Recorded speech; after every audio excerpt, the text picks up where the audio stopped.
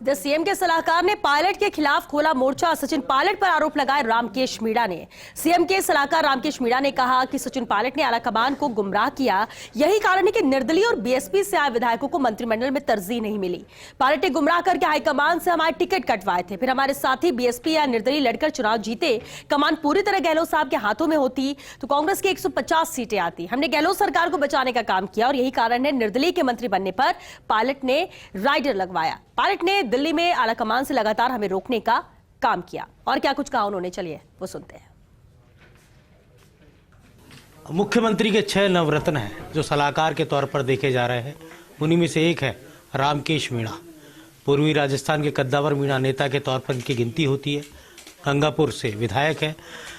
रामकेश जी, पूरे जिले का भी प्रतिनिधित्व के तौर पर भी आपको लिया गया है, पूर्वी राजस्थान के प्रतिनिधित्व के तौर पर भी देखा जा रहा है और सामाजिक दृष्टि से भी आपकी महती भूमिका है। तो किस नजरिए से इस सलाहकार के पद को देखते हैं?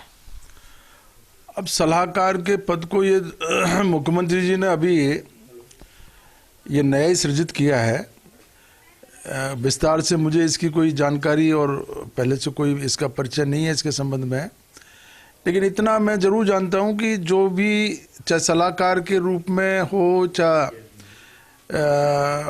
मंत्रिमंडल में जो कैबिनेट मंत्री है, स्टेट मिनिस्टर है, ये सब मुख्यमंत्री जी की टीम है और मुख्यमंत्री जी को जिस विधायक से जहां काम लेना है वो उसके अनुसार काम ले रहे हैं। मैं उसी परिप्रेक्ष्य में देख रहा हूं इसको।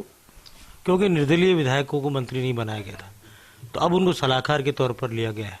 तो एक व्यापक दृष्टिकोण मुख्यमंत्री ने रखा है कि जिन्होंने साथ दिया था उनका उस समय जब सरकार बचाने के नज़रिए से, उसमें आप बहुत महत्वपूर्ण भूमिका में रहे, तो आपको जिम्मेदारी मिली है। नहीं, ये तो योगेश जी आप बिल्कुल सही कह रहे हैं और राजनीति में ये होता भी है। जो समय पे काम आए उसको निश्चित रूप से समय आने पर उसको उसकी जो भी हैसियत है उसके अनुसार उसको पद मिलता है, भूमिका मिलती है काम करने की। और विशेष रूप से मुख्यमंत्री जी के लिए मैं कह सकता हूं, क्योंकि मुझे लंबा अनुभव है उनके साथ काम करने का। पहले भी मैं संसदीय सचिव रहा उनके समय। वो कमिटमेंट के बहुत पक्के हैं। उन्होंने ये कई बार दोहराया है कि निर्दलीय विधायक, बसपा से जो कांग्रेस में आने वाले जो विधायक हैं, जिन्होंने सरकार को संकट के समय में मदद की है, उनको हम भूल नहीं सकते। ये बार बार दोहरा रहे हैं। और जिस भी विधायक ने, जिस भी व्यक्ति ने मुख्यमंत्री जी के साथ में कोई सहयोग किया है, संकट के समय में अगर उनकी सरकार की कोई मदद की है, तो वो हमेशा उस चीज़ को याद रखते हैं और याद रखने के साथ साथ समय आने पे उनको कोई न कोई जो भी उनकी भूमिका है वो जरूर अदा करते हैं। उसी परिप्रेक्ष्य में मुख्यमंत्री जी बार बार इस बात को कह रहे थे। और मैं ये भी कहना चाहूँगा योगेश जी कि जिन लोगों ने, विशेष रूप से हमारे जो कद्दावर नेता हैं सचिन पायलट साहब ने बार बार हाईकमान को वहाँ जाकर के निर्दलियों को मंत्री नहीं बनाना है, बसपा वालों को सरकार में नहीं लेना है, कांग्रेस का पूर्ण बहुमत है, निष्ठावान कार्यकर्ताओं को उनको तवज्जो मिलनी चाहिए, ये सब बातें करके और हाईकमान को गुमराह किया। हकीकत तो ये है कि अगर निर्दलीय विधायक सरकार के साथ नहीं होते, बसपा से आने वाले जो हमारे माननीय साथी हैं वो अगर सरकार के साथ नहीं होते, और कांग्रेस के भी जो विधायक, जो निष्ठावान कांग्रेसी हैं, वो अगर सरकार के साथ नहीं होते, तो आज जो पायलट साहब ये बार बार के इसको मंत्री बनाओ, इसको नहीं बनाओ, इसको बनाओ, और जो बंदर बांट करने की उन्होंने जो पूरी की पूरी एक फेरिस्त उन्होंने वहाँ तक दिल्ली तक की, तो मुझे लगता है कि ये कोई संजीदा नेता के लिए ये शोभा नहीं देता। निर्दलीय विधायकों ने और बसपा से आने वाले विधायकों ने कोई अपराध नहीं किया है। उन्होंने, क्योंकि वो बेसिकली, मैं बार बार पहले भी मीडिया को कई बार कह चुका हूं, वो साथी सब कांग्रेस पृष्ठभूमि के लोग हैं, इन्हीं की वजह से उनका टिकट कटा। विशेष रूप से मैं कह सकता हूं, मेरा टिकट काटने में पायलट साहब ने जो कुछ कर सकते थे वो किया, मेरा टिकट काटा।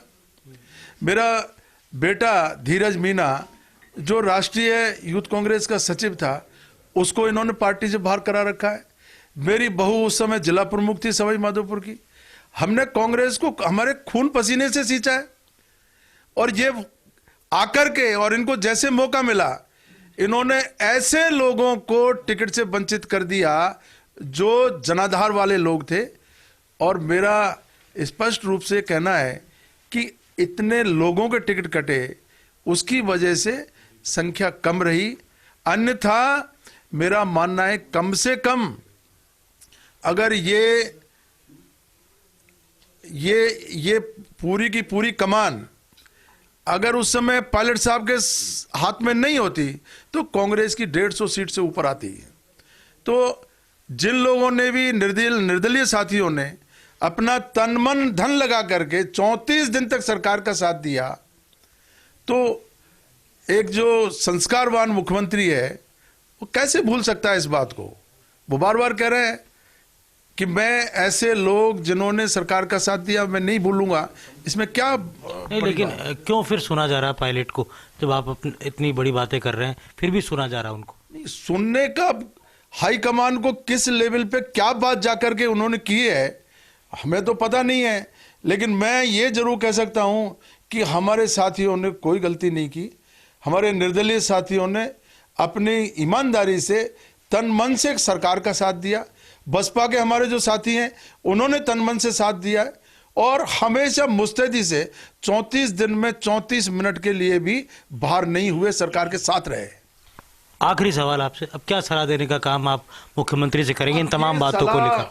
क्या सलाह मुख्यमंत्री जी लेंगे, क्या हम देंगे, ये तो अभी भविष्य बताएगा।